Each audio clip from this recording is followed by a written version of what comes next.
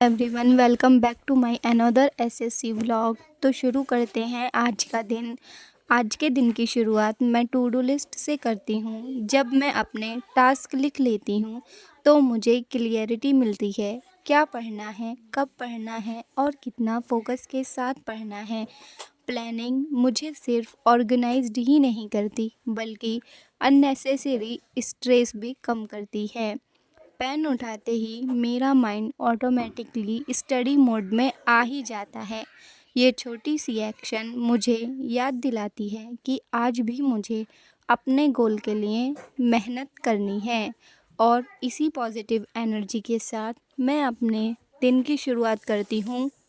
उस इसी तरह पॉजिटिव एनर्जी के साथ दिन की शुरुआत करती हूँ। वोकैबुलरी के लिए मैंने 1 घंटा 30 मिनट का टाइमर सेट किया। इस टाइम में सिर्फ वर्ड्स, उनकी मीनिंग और उनके यूसेज पर फोकस करती हूँ। वोकैबुलरी एक दिन में स्ट्रॉन्ग नहीं होती, लेकिन डेली थोड़ा थोड़ा पढ़ने से इंग्लिश धीरे धीरे ईजी लगने लगती है।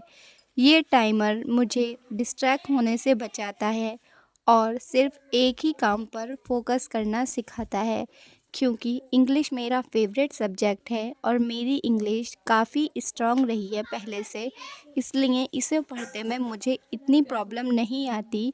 लेकिन हाँ, वोकैब याद करना थोड़ा कठिन है क्योंकि ऐसा लगता है कभी कि आपने आगे की वोकैब याद करी और पीछे की भूल गए। यही फेस सबसे हार्ड होता है। मैथ्स के लिए 2 घंटे 30 मिनट का डेडिकेटेड टाइम रखा है। लेक्चर्स के साथ साथ नोट्स बनाना और क्वेश्चन सॉल्व करना मेरी प्रायोरिटी होती है। कभी मैथ्स स्मूथ लगती है, कभी थोड़ी चैलेंजिंग, कभी थोड़ी ज़्यादा भी चैलेंजिंग, लेकिन मैं रुकती नहीं क्योंकि मुझे पता है मैथ्स में इम्प्रूवमेंट सिर्फ प्रैक्टिस और पेशेंस से आती है। और रीजनिंग के लिए 2 घंटे का फोकस्ड स्लॉट, यहाँ मैं स्पीड से पहले एक्यूरेसी पर ध्यान देती हूँ। हर क्वेश्चंस मुझे ये सिखाता है कि प्रॉब्लम को कैसे अप्रोच करना है, ना कि सिर्फ आंसर तक पहुँचना है।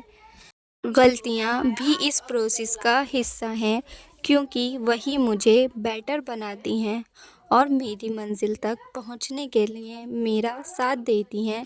जब मैं कोई क्वेश्चन गलत करती हूँ तो वह मुझे हमेशा ये रियलाइज़ कराता है कि मुझे अभी और प्रैक्टिस और मेहनत की ज़रूरत है।